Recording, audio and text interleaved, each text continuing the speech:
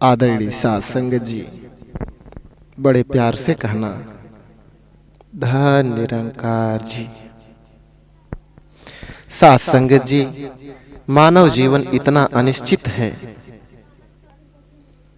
कि हर पल मानव किसी न किसी भय में जीता है। कभी किसी लक्ष्य को पाने के लिए वह जान तक की बाजी लगाकर भी इस भय में रहता है कि पता नहीं उसे मंजिल प्राप्त होगी या नहीं। यदि भाग्य से मंजिल प्राप्त कर भी ले तो इस मंजिल से गिरने का भय हृदय के किसी कोने में बैठा रहता है, जिस कारण मानव चिंता मुक्त नहीं हो पाता। कभी लक्ष्य को पाने का भय और कभी लक्ष्य पाकर खो देने का भय सदैव बना रहता है। जब यह मन लंबी चौड़ी आशाएं बांध लेता है तो इन आशाओं की आपूर्ति का भय निरंतर बना रहता है।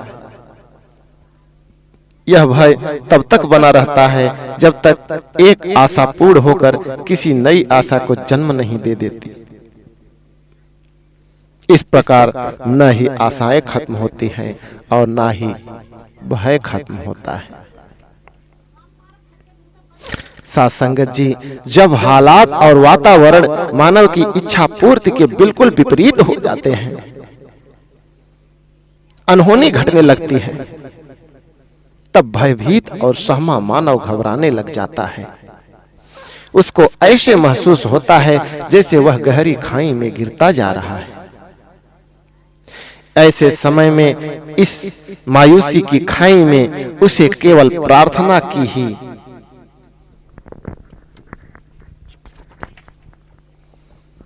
शक्ति दिखाई देती है। मानव चाहे चांद, सूर्य और अनेक ग्रहों की सैर कर आए, सागर की तह के मोती चुनकर बड़ा गौरव महसूस करे, आकाश और हवा को किसी उपकरण के द्वारा पकड़ने का यत्न कर ले, धरती का सीना चीरकर खनिज पदार्थों को खोजकर प्रयोग में ले आए, अग्नि और पानी की शक्ति को नियंत्रण में करके कुछ नई शक्ति पैदा कर ले, परंतु सच तो यह है कि मानव जानता है कि उसकी यह प्राप्तियां आटे में नमक के बराबर भी नहीं है। अपरिचित संसार परिचित संसार से कहीं बड़ा है। यह भी आवश्यक नहीं कि जो कुछ उसने प्राप्त किया या खोजा वह सदैव ऐसा ही रहेगा। खोजियों के मन में भी एक भय सा बना रहता है कि क्या पता कल को कोई अन्य खोजी कोई बहुत बड़ी खोज कर ले और उसकी खोज को झूठा या तुच्छ साबित कर दे। जैसे भिन्न भिन्न समय पर धरती और ग्रहों के बारे में भिन्न भिन्न अनुमान और खोजें होती रही हैं।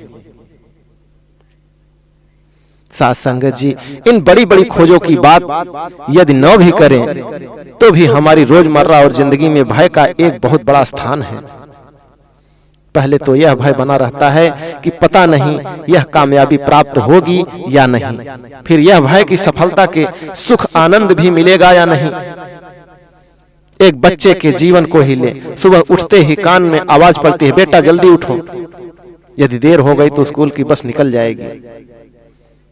आंखें मलता हुआ जैसे तैसे तैयार होकर बच्चा जब तक भय में सांस लेता है, जब तक वह स्कूल की बस में बैठ नहीं जाता है, भय से मुक्त तो वह अब भी नहीं हो सका। यह तो परछाई की तरह उसके साथ साथ रहा। कक्षा के बलवान और शरारती विद्यार्थियों के हंसी मजाक का डर, काम गलत होने पर अध्यापक की डांट का डर, कहीं ऊंचा बोल गया तो अनुशासनहीनता कारण सजा मिलने का डर, घर आकर स्कूल का कार्य न कर पाने के कारण माँ बाप की झिड़क व फटकार का डर। सही बात तो यही है कि उसका एक भय खत्म होते ही दूसरा भय आरंभ हो जाता है। साथ संगत जी, मानव जीवन का श्वास श्वास संदेह और भय में व्यतीत होता है। यदि धन न हो तो धन कमाने की चिंता, और यदि धन कमाने का कोई साधन बन गया तो उसको संभालने की चिंता। अर्थात किसी चीज को प्राप्ति और उसे खोने का भय सदैव बना रहता है। देखा जाए तो जीवन मानव को मिला है, उस पर भी उसका पूरा अधिकार नहीं। सबसे पहले तो अपने शरीर पर उसका कोई नियंत्रण नहीं।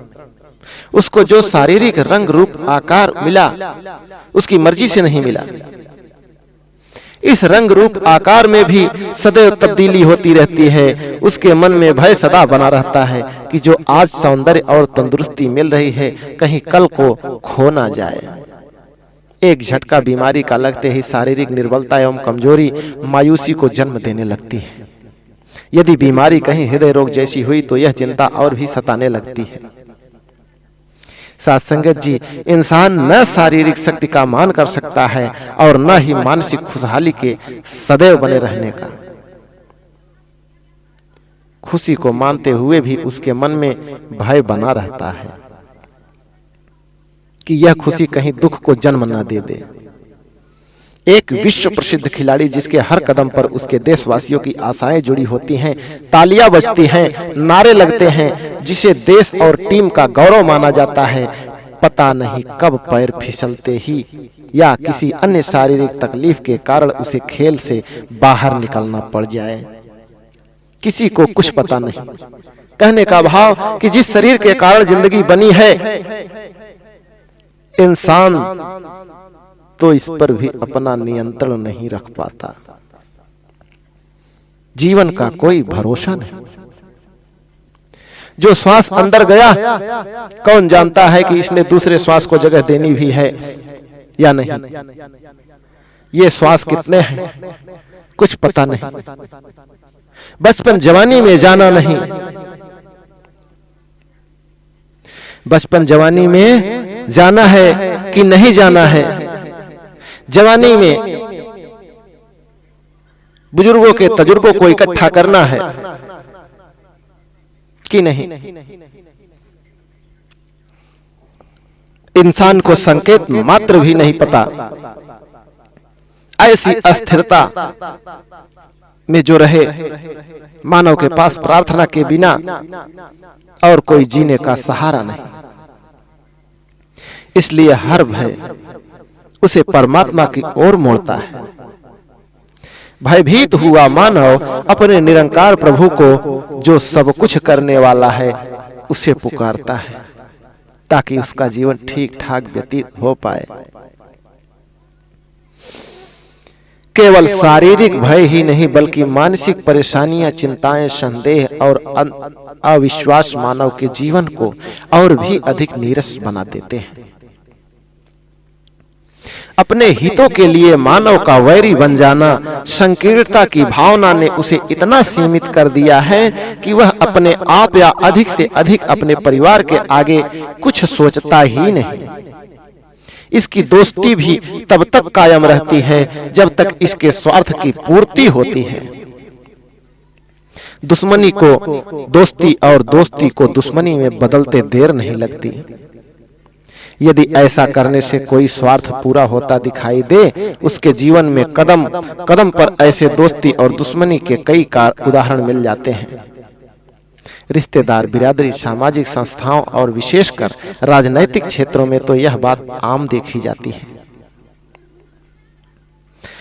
साथ संगत जी, इन्हीं मानसिक परेशानियों का बड़ा कारण मानव का मानव से उठ चुका विश्वास है।